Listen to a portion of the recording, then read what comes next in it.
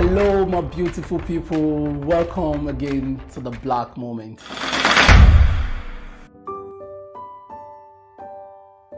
My wife is someone I would call a healer. She's this person that feels everything. Yeah. And I feel in every family, we get to have that person that comes and feels it all. And these people have it probably the hardest. Yeah. But when this power of this gift, feeling, is channeled really well, it's a whole blessing to generations. Yeah. Because a lot of people have avoided a lot of things and pushed forward. I see the kind of healing she's bringing to our family and the kind of healing she's brought to me. Yeah.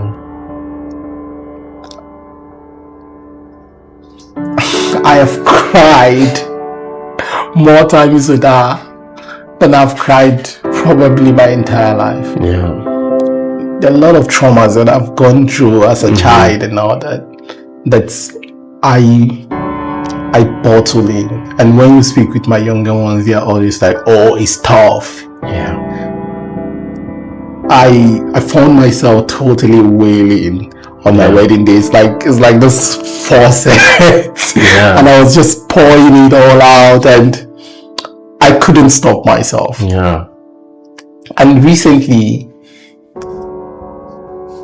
I got to see that the reason why I can be this emotional, that it's kind of like so easy for me to like just pour it out, is because of the kind of healing I've been able to go through. Yeah. Yeah. I feel the more we heal, the easier it is for us to shed tears. Yeah. But in sad and joyful moments. Yeah. You know, that's so true, because then you allow yourself to feel. You know, once you are able to experience that sort of healing that comes from vulnerability, the feelings just tend to like meld themselves together. You see, at some point in our lives, we separated these feelings, the pain and the happiness. We're not communicating together. Yes. You understand? But the truth is that they are supposed to be in sync with one another. That's why it's easy for you to even feel very emotional when something makes you happy. That's why tears of joy, I think. Yes. Because you are like extremely joyed that it just brings tears to your eyes, because like some of these things hold so much joy in your heart. My baby girl is one of the things that makes me shed tears of joy all the time. You know, I'm not crying, but I feel so much happiness in my heart that I just want to let baby girls can do that to you. Yes. Welcome to the team. Yeah, so it's amazing. It's such a wonderful feeling. So melding both your pain and your happiness just makes it full, complete package. Yeah, like a yin yang. Yeah, because they need to communicate with one another so that you are reminded about what gets you, down, but what also gets you up. And once these things are all in sync, you are able to express yourselves in the best you possible. That's beautiful. Yeah. To conclude,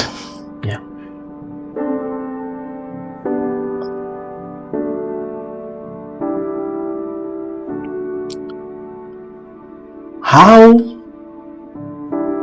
do we give people permission to let themselves be vulnerable? As a child, I went through different traumatic situations of being whooped in school, at home, and every single time you cry, you can't cry to your friends. They're like, oh, you're acting like a girl. And you have to hold yourself together and not let people see you cry, even when you've just gone through a lot of like pain, being whooped. The different situations, even when my younger one passed, my mom had a baby before the child's naming. The child died, and I saw how it made her sad. It made me sad too.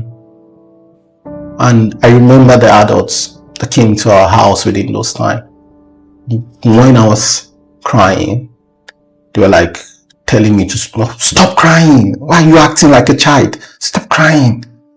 And I was around 11 or so.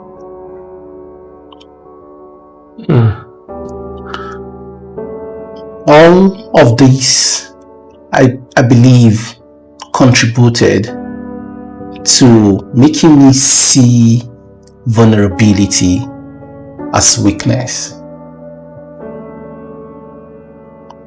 I got to the age of 23 before I got to have a different definition for vulnerability.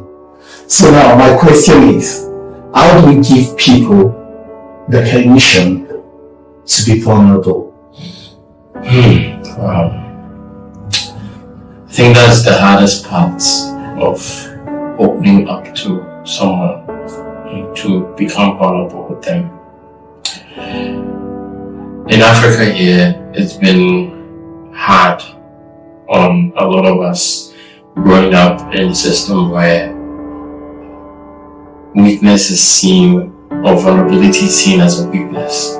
You know, you are not allowed to express your feelings, even if you cry or something like that. No one, we see it as weakness, that, oh, this boy is being a girl, or it's a sissy, you know.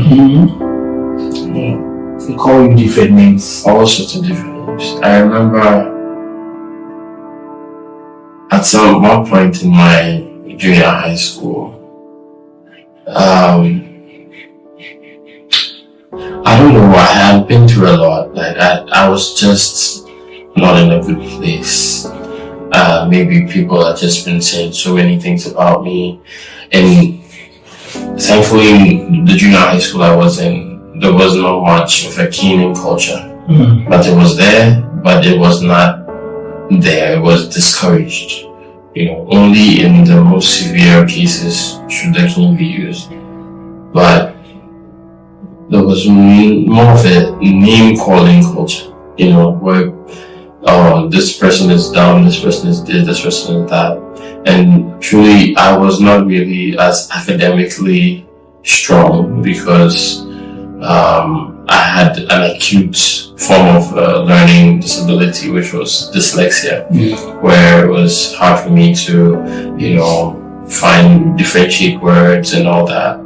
You know, it was acute, so it wasn't too hard for me to be able to catch up on other words, but I was able to learn gradually throughout. But because of that, the name calling was a regular part of my life. And so I think it was just this day, I had this small crush on this girl and I was just sitting down somewhere. I just entered the classroom and I was dressed up, but my shoes were a bit faded. And then while the school was doing this sort of charity thing for people to bring old clothes and whatnot, And then this girl that I like just looked at me like, and they used to call me sexy back in school. So like, sexy, this your shoes there, why would you dash it to the charity people? Now it's not looking good. Or out of nowhere, because I felt burdened with a lot of emotions, I just burst out crying. And the reaction was not what I expected. Like, it was not a pleasant reaction from everybody. The girl was remorseful for sure. She was sad about what she said, but she didn't understand exactly why I broke down just by the comment that she said. Yeah. You know, but my friend was like, sexy pan, you this, you like guy, like this and that, you know. I don't know, I don't know if some people who were watching might know this story that happened, but there was no way for me to express my feelings to anybody. I just broke down because I was just tired of hearing all kinds of negative comments about me. And in our setting here, in order for someone to be able to open up about their feelings, there has to be an established trust, where you trust that this person that you're going to open up to would never see you as like a bad person, or because of what you said means you are not the person you say you are, or make a mockery out of you, or make a mockery out of you. You know, so the first things you need to establish first is to find that person. People might not be lucky enough to find a person like that, but if you're listening to me now, I'll say make it a point to be that person you want to find. Yeah. You understand? Yeah. Do not make a mockery out of other people's emotions or feelings or the things that make them tick. Do not make a mockery out of that. You know, always be open-minded enough to be accommodating to a person who might be feeling down. You know, try and be that person. Becoming that person makes it easier for you to find that person you're looking for to open up and be vulnerable around. Yeah. Because it's only through your own personal action of taking the steps that's needed to make sure that you yourself are an exemplary individual for someone to come to and be like, this life is hard. And it's kicking me left, right, and center. Because the help you need, you should be that person. Yes.